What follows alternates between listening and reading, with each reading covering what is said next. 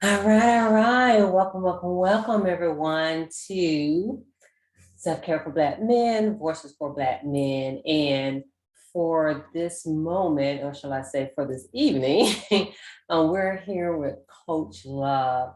And before we get started, as we always do for Self Care for Black Men, is that we always start off with a moment of silence. And part of that is for self care. And the main reason is because in our society, it really has us to keep going, instead of being in a moment where we can have a pause. And so the more we practice and put it in our practice, then the more you will, I guess you could say, have more peace and well being. And so wherever you are, sit in a comfortable position or you can stand. But if you're driving, just listen.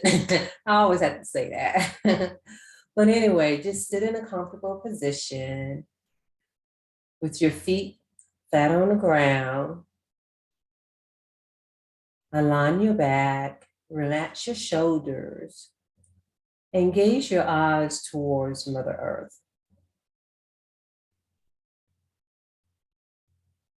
And with this moment, you really just want to breathe. And I want you to really focus on your breath.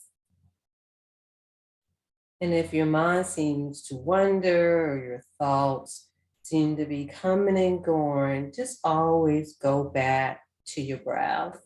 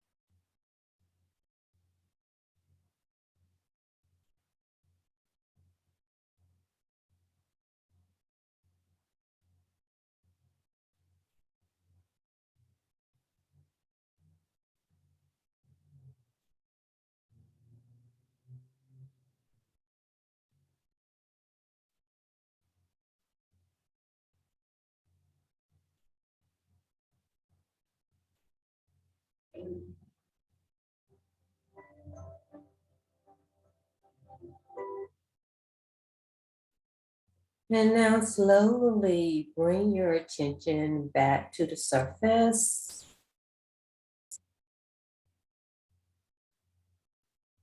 We're going to take a deep breath into your nose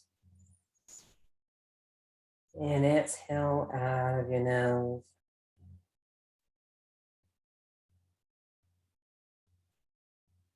Let's take another deep breath in and exhale through your nose. And exhale all the way out, all the breath out.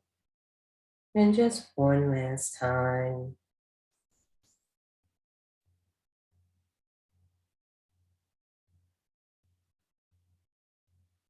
And now gently open your eyes.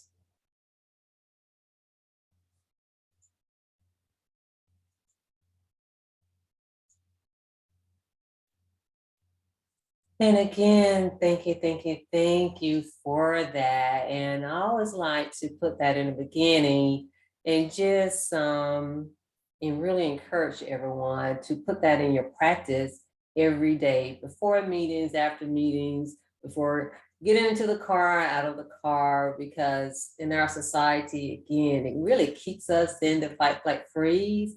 And what I kind of tell people, we have to literally override our own nervous system. And so this evening we have the lovely Coach Love, and we're going to be talking about hard work for men.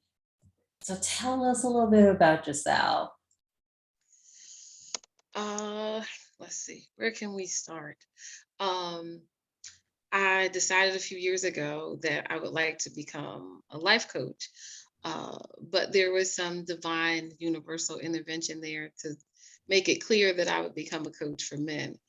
um, Somewhere along that exchange, I realized that a lot of the information that I had observed throughout my lifetime, when it came to mental, emotional, spiritual health for men, was really good information that I could use as the foundation for building coursework and creating resources for men in the space of caring for themselves.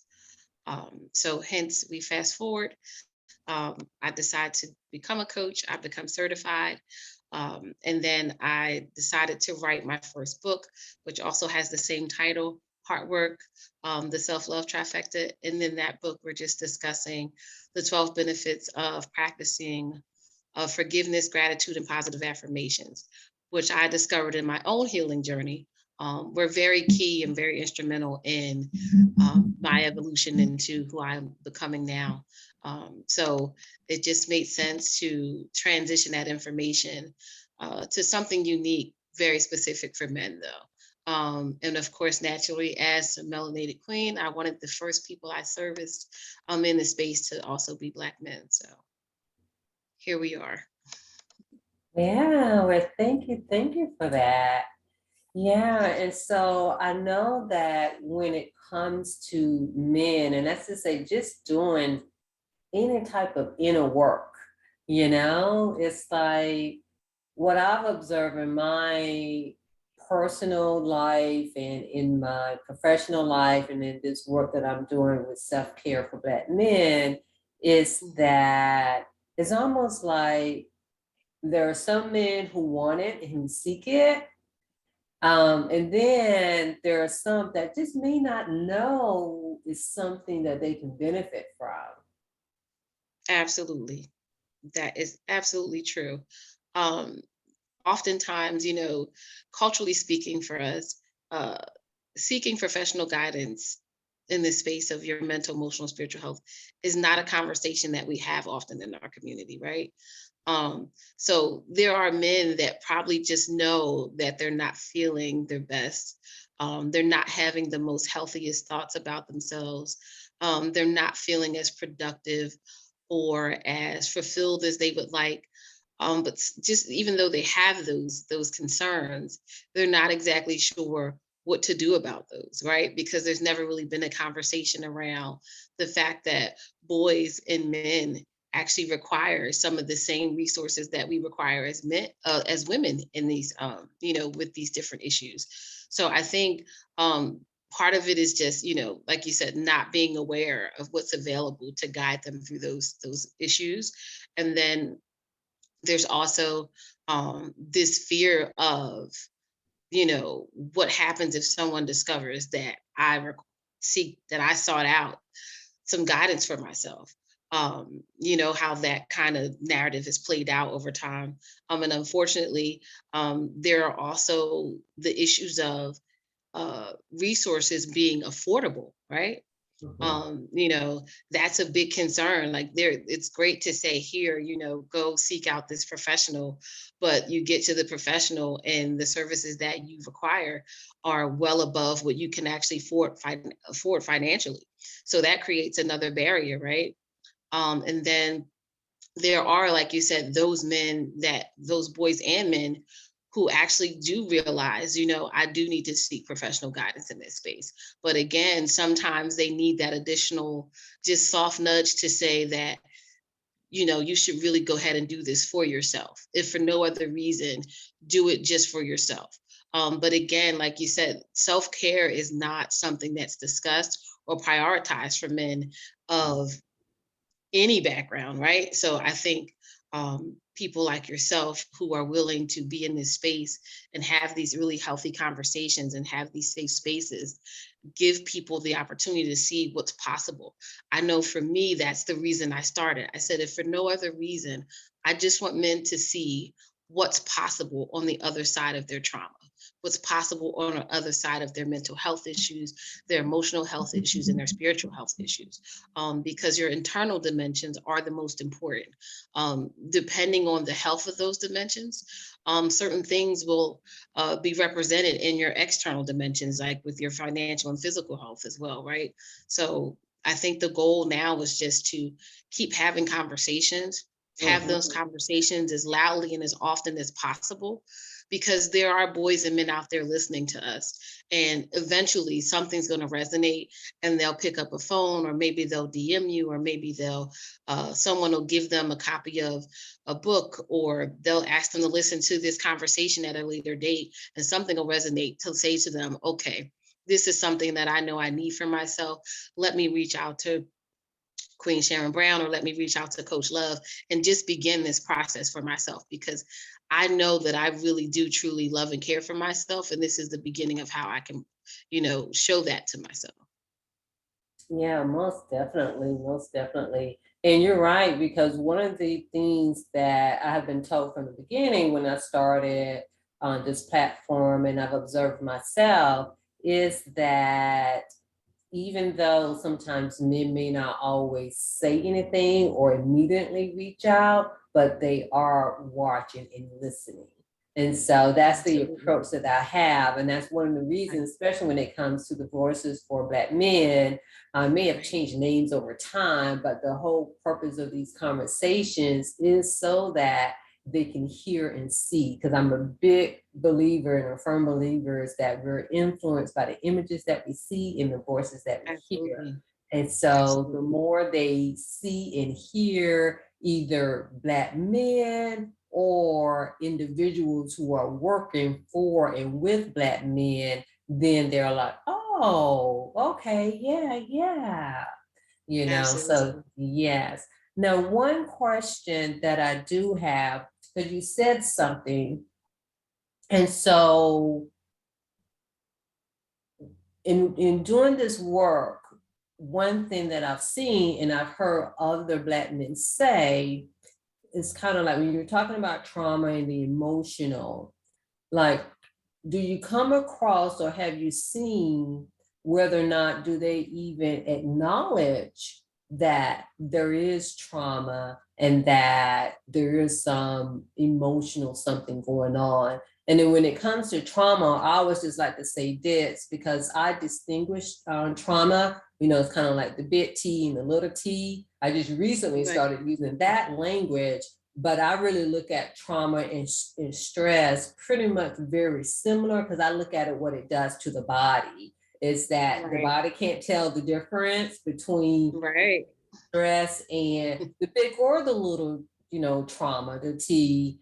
And so it really reacts to it the same. And of course, we know, when it comes to trauma definitely has stress, but stress doesn't always equal trauma, meaning, what it looks like, but the body doesn't know, you know what I'm saying? And I just like to, like, anytime I talk about it, I always just like to say it out loud so that people can know it, because everybody has a different working definition of trauma.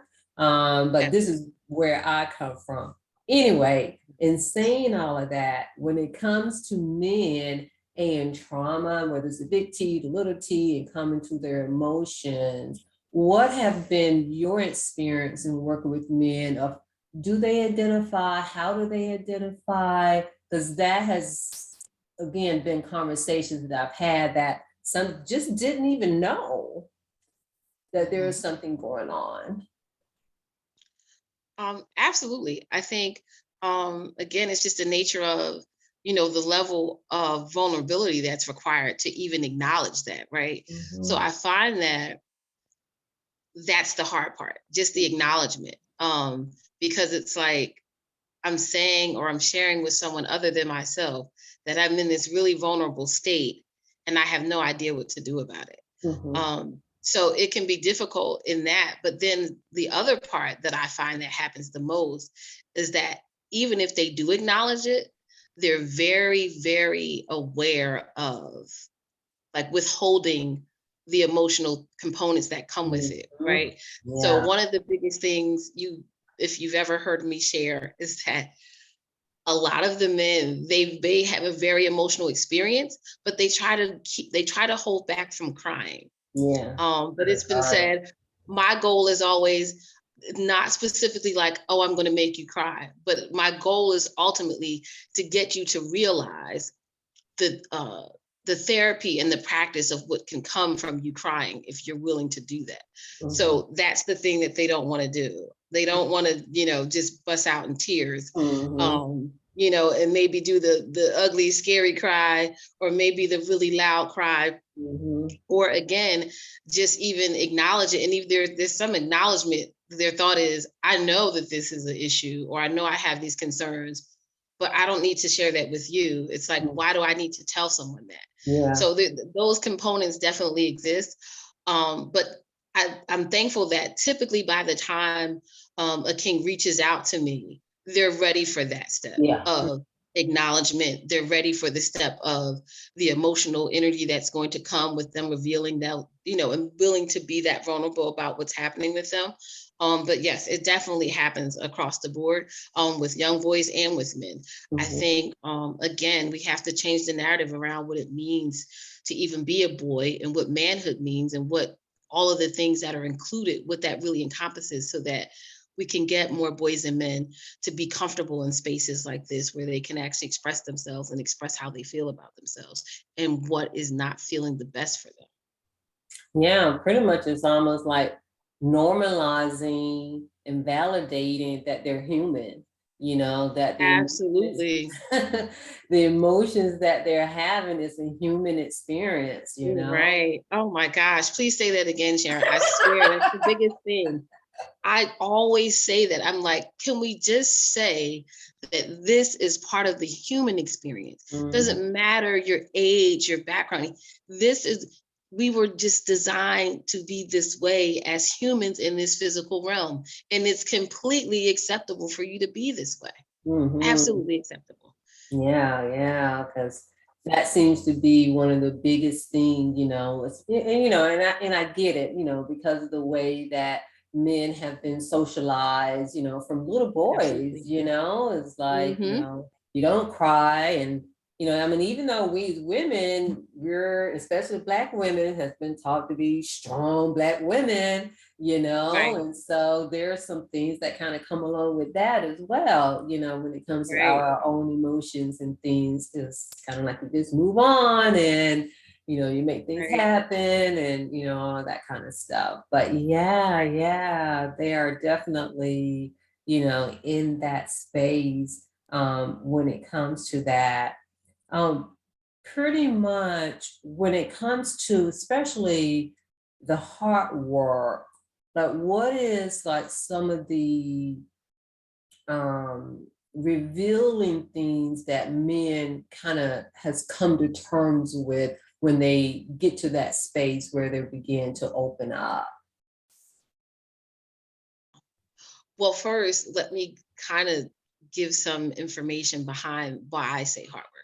Mm. For me, it's just me using hard work in the place of healing. Mhm. But the concept with hard work is that my goal is to teach men and young boys how to recondition the original character of their heart back to love, because that's the goal in that space. Your original character, when you're brought into this space, is that you innately know what love is. But what Mhm. happens is your experiences with your primary and secondary circles of influence typically gravitate your heart away from that.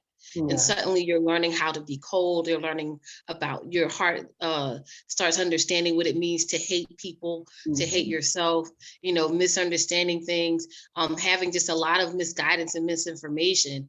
And unfortunately, you grow and you evolve into a space where now love is like the last thing that resonates within you. So my goal is that we're doing the work to mend the character of your heart so that you can once again feel and fully understand what love really is, and that that's something that you first and foremost should have for yourself, and that there's ways that you can care for yourself that will exemplify that. What is typically revealed when they're doing heart work? One of the biggest things that men tend to realize when we're having our sessions and conversations is that it's totally okay for them to feel what they're feeling. Mhm. Like before that conversation happened, there was just something in them that made them feel like this is not okay. Mhm. There's must be something that's wrong with me, or I must be wired wrong, or just that I'm not worthy of this opportunity to even feel, to even have these emotions. Yeah. I feel like that's one of the biggest breakthroughs. And then the other thing is that there are so many levels to what you have to give of yourself when it comes to doing your heart work. It's not just this one blanket thing that you do one time for a very short period of time and you're going to just be okay. There's just this realization that, it's okay that I'm not at my best. And it's also okay that I've sought out professional guidance. And it's also okay for me to be as vulnerable and as honest with myself in this process as I absolutely need to be. And then another great thing that happens is the fear dissipates. It doesn't ever completely go away because there's a very heavy fear of the unknown. Because when you've lived for decades and decades, you know, in this space of fear or regret or just really reserved living because you're not sure that it's okay to live out your truth, it becomes really hard to just suddenly say, okay, I'm going to release all of this. Oh, yeah. So I think it's heavy, but I love that the one thing that happens is over time, that fear of the unknown just is something that lessens and lessens over time. And it brings them to a space where they feel compelled to continue the journey, as opposed to just saying, okay, I'm going to stop. I'm not going to do this. This is too much for me. Those are some of the things that really happen that I find are really big and really, inspirational for me in the Oh, space of what I yeah. need to continue to do, Mhm. because my goal is that just because we start doesn't mean that you may necessarily finish with me, but the goal is just that I've given you the perspective that you need to be very gracious with yourself in this process and just Mhm. give yourself the opportunity to continue however that looks for you. It doesn't matter. Just make sure that you care for yourself in the way that you need to so that you can evolve into the absolute best man that you desire to be. Yeah, most definitely, most definitely. And when you were talking, it pretty much, one thing I want to point out is that when it comes to this, it is a journey. It's like when it Absolutely. comes to self-care, I'm like, we need all of these other aspects of it so that when it comes to that self-awareness, because there's different parts of ourselves that we see at different times. And I've come to realize, as a human, it's not even just, I probably notice it more so personally than I do professionally, because professionally, I am a mental health professional. But I noticed that we need other people, and we need other people to activate certain aspects of ourselves, either to Absolutely. grow, to nurture ourselves, to see ourselves in certain ways.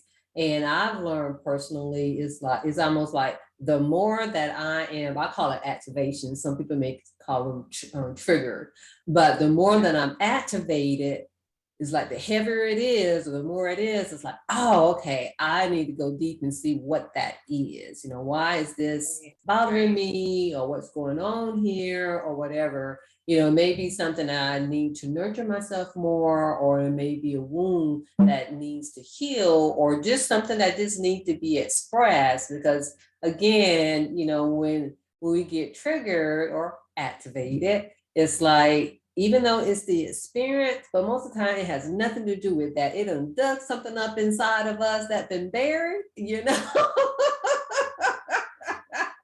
That's what happens. It's something really small that brings back the really big, like you said, it could be a little stressor, or like you said, there's this little T. And Mhm. then that is what, like you said, activates the big T that you may have suppressed for the last 10 or Mhm. 15 years, right? And you're like, ooh, I don't like this feeling. And then you're like, I probably should pursue it. Do I really want to dig that deep? And sometimes, again, you just scratch the surface, but over time, it shows up that you need to really dig into it. I like to Exactly. say that in my sessions, like, we're going to dig into your story. Mhm. However that looks, however that feels, we digging into it anyhow. Because if we don't, where's the growth and the evolution and the resolution that you find for yourself? But Yeah, it yeah. hurts. It hurts, Sharon. It hurts. Oh And yeah. it hurt for me. It hurt all those years before. It still hurts sometimes now. You, Mhm. like you said, the journey is ongoing. I tell people it's from now on. You know, people say, well, how long are we going to be doing this? And you always hear the people say, until. That's exactly what you're going to be doing. You're going to be healing and doing your hard work until such a time that maybe, you know, you transition and you may be in the next realm when you get done with doing this. But Oh you're yeah. not, it's not going to just be over today or in the next few months, right? Exactly, exactly. And that's why I say self-care is before, during, and after therapy, you know? And, one thing I Absolutely. say about therapy, as beneficial it can be, but then also when it comes to some people, it may not be as much so. So I'm come from a place where everyone gets to choose what is good for them. Because again, Right. like in the beginning, you were talking about some people may not be able to afford it, and things like that. So that comes into play Absolutely. where, the resources are. And so Right. one thing that I've learned, especially in the past several years, is that, really when it comes to our mental health and well-being, not only it takes a village, it takes so many different ways of doing something, looking at it from different Absolutely. perspective. And the mental health field, it's getting better, but it still needs to catch up. Yes, honey.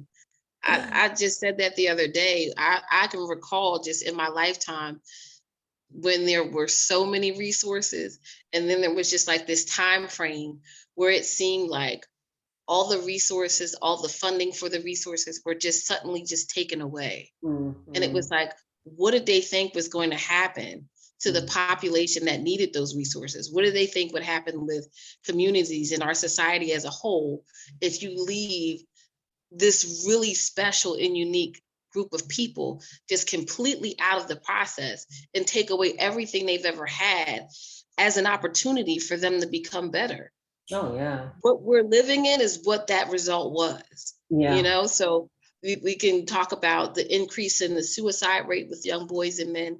We can talk about the rise in violent crime. We can talk about this amount of self-harm. We can talk about the level of self-hate. We can talk about all those different things.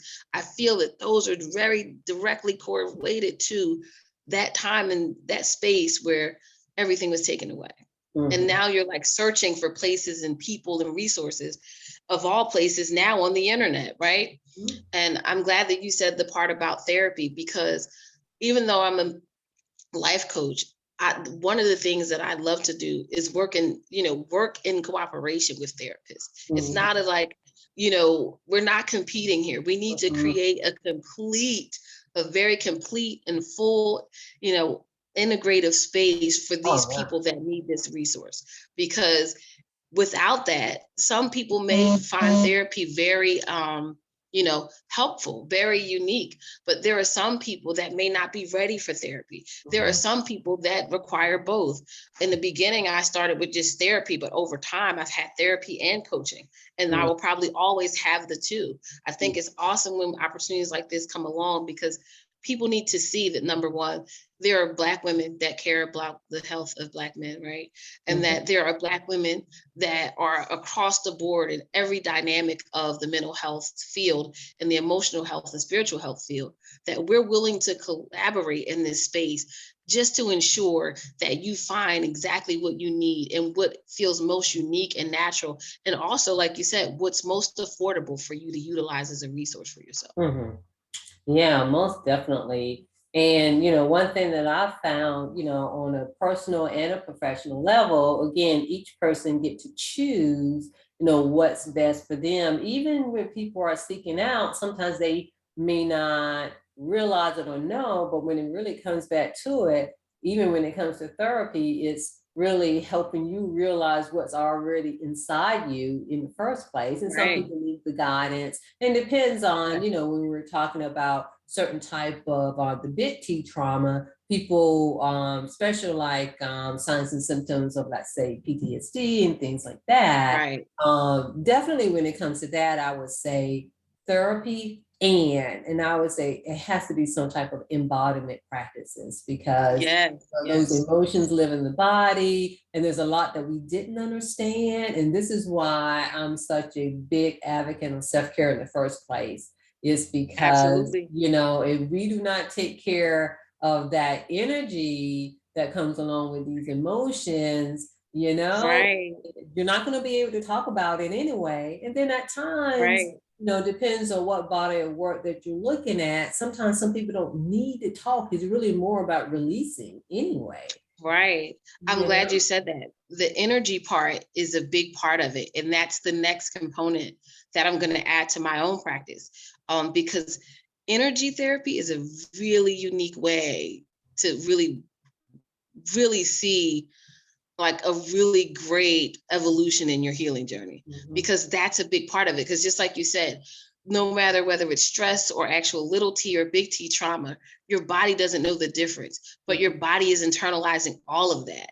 That's Mhm. energy that you need to release. You Mhm. have to, because if you, it's great to have the conversations.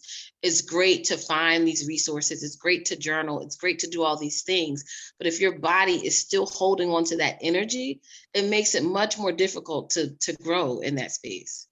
Yeah, yeah, most definitely. Because the way that your body is really interpreting it is not safe, you know? Absolutely. That is just not safe. And it kind of reminds me too, even though it's another conversation to a certain extent, but for anybody who's familiar, with Maslow, and we're always talking about, having a safe space, pretty much like Mhm. he didn't say space, but more so, safety has to come to home and things like that. But it's like the Mhm. more that I'm doing this work, especially in other aspects of mental health, like away from the what we call traditional, in which Absolutely. I'm not even sure why we call that traditional, but anyway. Right. I agree. But the more that I'm doing that work, what it has made me question, and like I said, I'm going to do a live on one of these platforms that I have, is it really a safe home, or is it a safe space within our body? I'm thinking maybe we've gotten I think it it's the second one. confused, you know? Absolutely. Oh, I look forward to that. I look forward to you sharing that insight, because that's exactly what I'm saying. I feel like what's happening with our men is that internally they're not feeling safe in that space within themselves. Mhm. Because if they did, they probably wouldn't, there would be just different habits, different behaviors, Mhm. different mindsets, just different everything, different body language, all of that.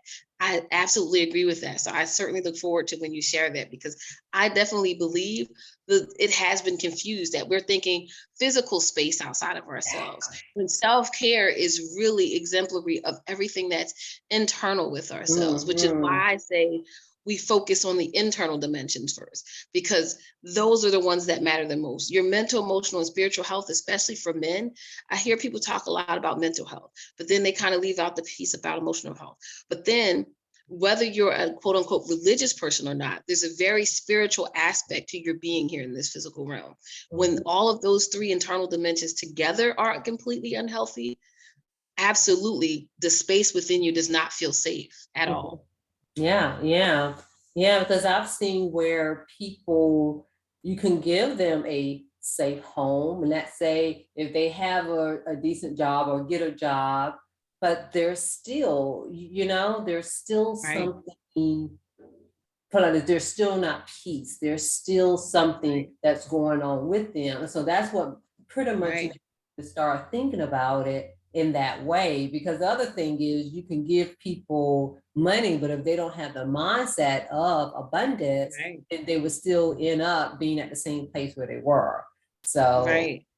We yeah. hear people talk about that all the time, right? Especially like in media. They're like, well, this person is a billionaire and they have all this attention and money and resources, and they still seem to be unhappy. That is proof that external things are not what we can use to replace what we require internally as we're in this physical realm. I'm thinking at some point that has to be something that people really understand is not the solution.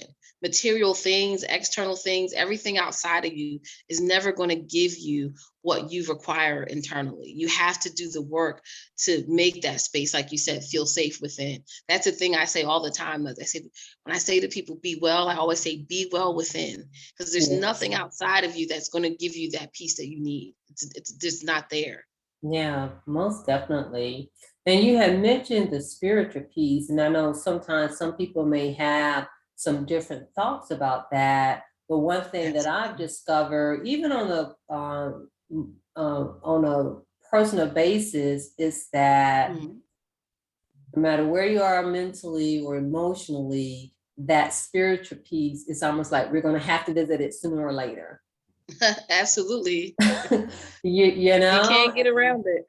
yeah, yeah. And I think that that is just so important. So, in one sense, I kind of just want to highlight that a little more. And if you wanted to Absolutely. say more about that, because again, in our society, some people look at religion and, spirituality.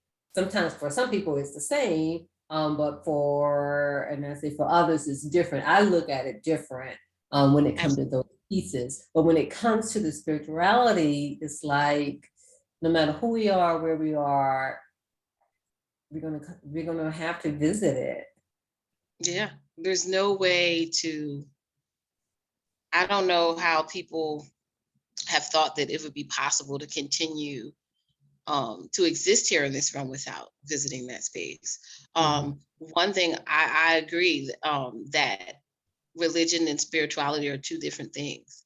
Mhm. Because one, I feel like religion is more like, written doctrine, I guess, as a basic way to put it. These guidelines that may have been created by one man or several different men at some point in time. We won't go too far with that of the timelines because we could be here the rest of, we'll be here for a while. Um, but the spiritual part for me is how you discover yourself. The spiritual part is more or less your relationship within yourself.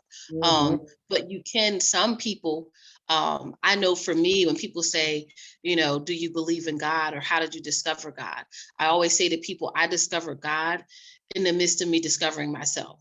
Mhm. When I was in the deepest search for my most authentic self, that's where I discovered God. And Mhm. that's where I discovered that God is love. And that's where that kind of continues in that space. But that spiritual part of it was me developing that divine connection just within myself and being willing to have those conversations with the entity or the idea or the concept that I grasped of what God to be. But it had nothing to do with a particular religion or Mhm. particular set of rules or any particular book that's written in the space of religion, because I've researched many of them, and the idea is that though we're somehow separating the idea, the divineness, we somehow have decided to make that into something so basic, but at the same time, we're not including the idea that the complexity of any of the information is going to vary based on who we are as individuals, right? Mhm. So that's why I feel like you said they're two different things, and they have to be, because religion is more or less your opportunity to develop a relationship with who you believe God to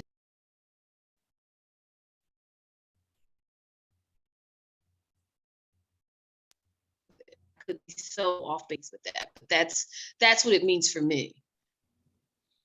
Yeah, yeah, but thank you for that because again, each person, can look at it differently. But again, I wanted to highlight just when it comes to the spirituality, at some point in our lives, we will come there. And that's, kind of one of the reasons when it comes to like self-care for Black men, there's like four pillars. Is that, self-awareness, that introspection, self-evaluation, self-reflection. Then Mm-hmm. we need the other three pieces to sit in this silence, the deep rest, and the movement and action And we really need all of those for the first one, for the self-awareness. Right. Absolutely. Absolutely. Because some of the things that kind of may come up, you're like, okay, I need something to help calm me down. Or, even when we were talking about energy, sometimes for some energy, we may need to breathe through it. For some energy, we really need to move it. So that's where that movement Absolutely. action comes into place. And then again, just to be with ourselves within that deep rest, to let it all go out. Absolutely. Absolutely. And I think for me, that's why in my journey of healing, I realized that's why forgiveness was the most important part of the trifecta. That's the first part of every session that I began. That's the first, I guess, if you want to say, pillar of what that process looks like. Because I find that for me, I say forgiveness is you mastering the art of letting go. It's about you releasing all the information, all the energy, particularly the energy that you've been holding on to, that's of a very negative type, right? Or a very unhealthy feeling. All of those things have to be released, because the reality is, until you're able to practice forgiveness or master the art of letting go, it's very difficult to find gratitude and to feel that you can positively affirm your future, because you haven't let go of that information. When you're holding, I always tell people it's very difficult to practice gratitude and be negative at the same time. Oh yeah, most definitely. You can't, if you're able, if you're doing one or the other, if you're not able to forgive, you're going to struggle very much with honoring the things that you should be gracious and grateful for in your life, as well as the same thing. You'll have a very hard time looking to your future and being positive about that, because you're holding on to something. And typically the things that we're holding on to, the forgiveness that we're struggling with, is something that's related to a past life experience, right? You have to, so I always say that forgiveness is for your past, gratitude is for you being gracious for the present, and then the positive affirmations are for you praying, where I feel like that's the cheat code. That's how you get to practice the law of attraction, like in a really wholesome way, because now you're really saying to yourself, I'm going to project out into the universe that this is going to be my future. But you can't do that if you haven't mastered the art of releasing and letting go. Yeah. And when you were talking, it kind of reminds me, I'm in this Facebook group, and someone had posed a question or made a statement. It was about sticks and stones. Sticks and stones may break my bones, but words would never hurt me. And majority of the people was like, I don't know what they're saying. That's a lie. Words do hurt you. And there were a few people who pretty much said very similar things what I said, because I've come to realize myself, even though we've all heard that the saying, it's like, wait a minute, that's an affirmation. It's more of an affirmation than anything else. But with you talking, one thing that I did notice is pretty much what you were saying. There were a lot of people who were holding on to stuff that happened 20 years ago, 15 years ago, or whatever amount of time that it was. And I realized the impact, with anything, the emotion that it has. But like you said, if we don't have any type of forgiveness, then that piece of it end up being the one that being in the driver's seat more so than us. And every time we either see someone or someone, again, we get activated. It's like, oh yeah, I remember. So I'm not going to trust such and such because I remember when I did, that kind of stuff. So yeah, that forgiveness is really, really, really important. Yes, and it's very, very, very heavy. I think that's probably in the self-love trifecta. That's got to be the heaviest responsibility, because it comes with a very, very, very heavy amount of accountability. And I think that's the other part that people struggle with, because people don't like to say, I also have some direct responsibility in this experience.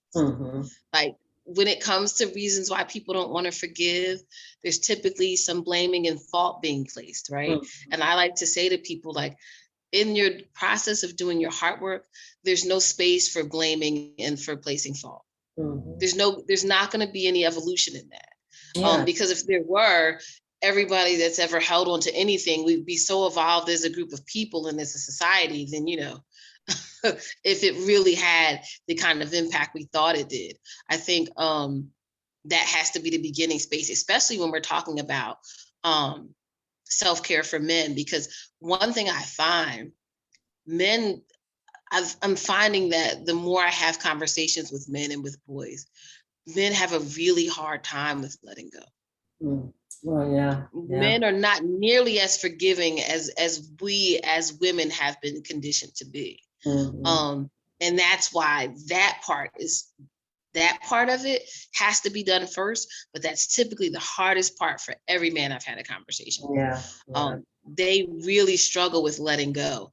So it does require, like you said, there's a whole just plethora of things that have to happen in the space of doing hard work with men.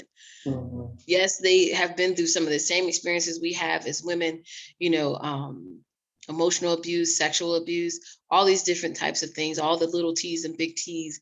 And even though people say that men compartmentalize everything, they also compartmentalize their pain, because that's like the last thing they want to have to experience on a day-to-day basis.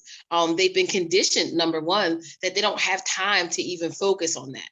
Yeah. So it kind of just builds up. And over time, when you go to look at it and say, hey, I need to turn some pages in my life, they go back to read those chapters, and it's so painful. But at the same time, as painful as it is, they can't even fathom how they could possibly let go of that pain. Mm-hmm. They have no idea how to do that. And that's where people like us come in, right? People Oh, that are in the professional space of mental, emotional, and spiritual health, that we do what we can to be sure that we're giving them an opportunity to find their way to whatever those resources or whatever those tools or ideas are that could really give them the opportunity to do that just for themselves. yeah, most definitely. Most definitely. And so, is there anything else that you Sharon. want to share? That you want to No, share? are you guys able to hear me? I don't know if she can hear me. I can hear you now. I wasn't sure if it was on my end or not. I can hear you now. Okay. No, I was saying this has been a great conversation. This has been awesome.